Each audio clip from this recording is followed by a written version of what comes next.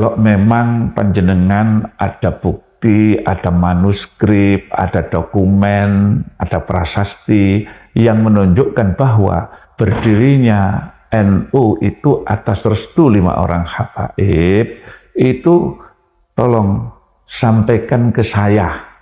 Nanti biar saya yang mengumumkan kepada publik dari Tebu Ireng, yang mengumumkan bahwa berdirinya NU itu juga atas restu 5 orang habaib. Ketika kita tidak paham dan tidak, misalnya ini kan meyakini dan jangan-jangan kalau ini bukan anaknya, nggak mengakui itu berarti anak zina, kan belum tentu, ya. Maka lebih baik kita berhati-hati, ya. Berhati-hati itu artinya kalau memang kita itu tidak paham, ya sesuai kita husnudzon saja. Tebu Ireng tidak pernah terlibat dalam polemik tentang nasab. Ya. Kenapa? Pertama, karena membahas nasab ini tidak ada manfaatnya sama sekali, khususnya bagi pesantren Tebu Ireng. Ya. Yang kedua, tidak penting. Justru yang terjadi sekarang ini malah ketika kita ini melibatkan diri, membahas nasab dan sebagainya, yang terjadi adalah memecah belah persatuan umat. Nah, jadi sebaiknya memang kita tidak melibatkan diri. Jadi begini, ada 2 lembaga di Indonesia ini yang mengkhususkan diri menangani bab nasab yang bersambung kepada Rasulullah. Yang pertama adalah RA atau Robitoh Alawiyah. Nah, ini biasanya anggotanya itu yang bergelar Habib gitu ya. Kemudian yang kedua itu ada Naat. Naat ini singkatan dari Nakobah Ansab Aulia Tis'ah. Ya. Jadi ini yang menangani dzurriyyah Kanjeng Nabi dari jalur Wali Songo. Nah, jadi awalnya polemik ini kan diawali saling tidak mengakui. Jadi dari Robitoh Alawiyah mengatakan bahwa dzurriyyah Wali Songo itu terputus. Kemudian akhirnya dari Wali Songo mengatakan bahwa Ubaidillah itu tokoh fiktif dan sebagainya. Sehingga akhirnya sampai menyebar dan sampai sekarang ini melebar kemana-mana. Nah, karena itu kami dari pesantren Tebu Ireng tidak melibatkan diri untuk terlibat dalam masalah polemik bab nasab ini, karena memang yang saya katakan tadi itu tidak ada manfaatnya sama sekali dan tidak penting bagi kami. Itu saja. Nah, ini yang perlu diluruskan. Jadi begini, setahu saya ketika kita ini membaca sejarah berdirinya NU, restu dari guru-guru Hadratus Syekh itu yang paling utama dan ditulis di buku yang ditulis oleh Cak Anam atau buku-buku sejarah NU, semuanya itu menulis bahwa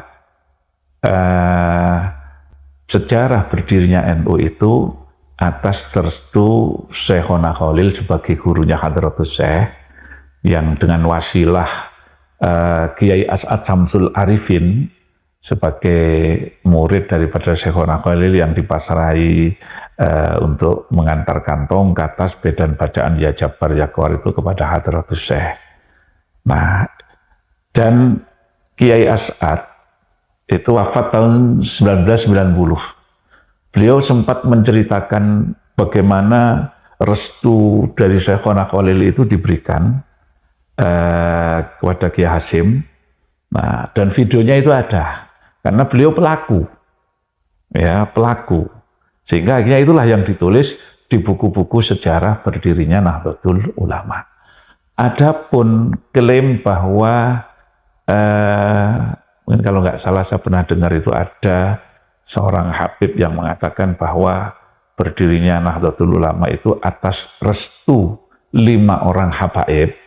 Nah, Nah, ini tentu perlu diteliti. Ya, saya sampai ada yang bertanya, ada yang menjabri saya masalah, karena itu saya sampaikan ketika saya pengajian di mana, di Purwokerto kalau nggak salah, itu saya sampaikan dan dipotong memang oleh yang ngedit itu hanya itu saja yang disampaikan. Kalau kita lengkap sebenarnya itu tidak ada bab nasab, tapi murni sejarah. Jadi saya ada yang menjabri saya, bukankah satu yang wajar apabila Hadratus Syekh itu kalau mau melakukan sesuatu selalu minta restu gurunya? Ya saya jawab, ya tradisi santri biasanya begitu. Saya yakin, cuma masalahnya ini sejarah. Sejarah itu tidak bisa berdasarkan keyakinan dan perasaan. Sejarah itu ada bukti, ada hitam di atas putih, ada dokumen, ada manuskrip, kalau perlu ada prasasti, syukur-syukur ada saksi pelaku. Ya, itu pun tidak cukup. Jadi ini bukti-bukti ini semua nanti itu harus diverifikasi, divalidasi, diteliti. Nanti kalau memang itu benar, nah barulah kemudian ini dianggap sahih. Makanya saya sampaikan ke orang yang japri saya itu, kalau memang panjenengan ada bukti, ada manuskrip, ada dokumen, ada prasasti yang menunjukkan bahwa berdirinya NU itu atas restu 5 orang habaib, itu tolong sampaikan ke saya. Nanti biar saya yang mengumumkan kepada publik dari Tebuireng, yang mengumumkan bahwa berdirinya NU itu juga atas restu 5 orang habaib. Tapi kalau itu belum ada, ya wallahu a'lam. Kalau ada kita terima, ya, karena itu sejarah.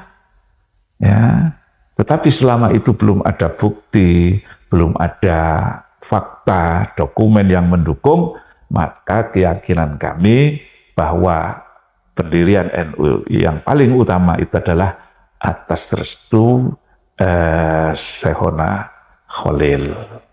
Jadi itu. Jadi begini, sebenarnya harus dipisahkan polemik nasab dengan sejarah. Apa yang saya sampaikan, disampaikan oleh Kiai Musta'in juga, itu sebenarnya murni masalah sejarah. Tidak ada hubungannya dengan nasab. Kebetulan yang dibahas itu adalah tentang misalnya Hadratus Syekh dengan Habib Utsman bin Yahya. Kemudian yang saya sampaikan itu ada klaim bahwa berdirinya NU itu atas restu 5 orang habaib. Nah, ini bukan masalah nasab, tapi murni sejarah. Itu loh. Nah, kenapa kok kemudian dihubungkan dengan masalah nasab? Karena memang sekarang ini yang sedang viral itu adalah polemik tentang nasab, sehingga apa yang saya sampaikan, apa yang disampaikan oleh Kiai Musta'in selalu dihubungkan dengan nasab, padahal tidak ada punya dengan nasab. Nah, kan kita nggak membahas Robito Alawiyah, nggak membahas tentang naat, ya, itu urusan lain. Jadi nggak ada urusannya dengan sejarah. Ya, makanya tadi saya sampaikan, kalau memang ada bukti bahwa 5 orang habaib itu memberikan restunya, sampaikan ke saya. Nah, nanti biar saya yang mengumumkan. Nggak usah nunggu PBNU, saya yang mengumumkan. Nah, jadi seperti itu. Jadi kita tidak membahas nasab, karena bagi kami itu bab nasab itu sudah selesai. Artinya kewajiban kita untuk menghormati, memuliakan semua orang, mau zuriyahnya Kanjeng Nabi dari jalur Ubaidillah, dari jalur Wali Songo, dan menghormati orang lain. Sebenarnya menghormati, memuliakan orang lain itu kan perintahnya agama. Jadi bukan hanya zuriyahnya Kanjeng Nabi saja yang harus dihormati, bukan hanya zuriyahnya Wali Songo saja yang dihormati, siapapun. Karena perintahnya Allah itu kan kemuliaan itu letaknya di ketakwaan. Nah, jadi kita nggak tertarik lah jadi membahas nasab itu, karena bagi kami terus terang saya selalu menyampaikan ke jamaah ketika ngaji itu, jadi orang itu dilihat dari adab dan akhlaknya. Jadi karena adabul mar'i khairun min nasabihi, adab seseorang, akhlak seseorang itu lebih baik, lebih utama dibandingkan dengan nasabnya. Jadi itu saja sebenarnya. Jadi tidak boleh ada yang merasa lebih mulia. Zuriyahnya siapapun, mau zuriyahnya baginda Nabi, mau zuriyahnya Wali Songo, jangan merasa lebih mulia dibandingkan dengan yang lain. Kan sudah jelas ucapan saya. Ya, jadi tidak membahas nasab lah. Ya, jadi begini. Kalau di buku yang saya baca itu memang tahun 1937 itu Mbah Hasyim itu didatangi seorang Amtenar. Amtenar itu utusan Belanda. Tujuannya adalah untuk menawarkan kepada Hadratus Syekh menawarkan bintang jasa ya kepada Hadratus Syekh. Tentu Hadratus Syekh menolak dengan tegas tawaran untuk menerima bintang ini. Ya, jadi beliau kemudian setelah menolak itu, beliau mengumpulkan santri-santrinya. Di hadapan para santri itu, Hadratus Syekh yang menyampaikan kenapa menolak dan sebagainya itu, diantaranya beliau mengutip ya kepada santrinya itu, beliau dawuh dalam sebuah riwayat itu dikisahkan suatu hari Kanjeng Nabi itu ditimbali oleh Abdul Muthalib, sang kakek. Ditimbali karena ada tawaran dari pemerintah jahiliyah ya, menawarkan 3 hal kepada baginda Nabi. Yang pertama, kedudukan yang tinggi, yang kedua, harta yang banyak, dan yang ketiga, wanita yang cantik. Ya. Nah, ditawari oleh pemerintah jahiliyah, maka baginda Nabi dengan tegas menolak.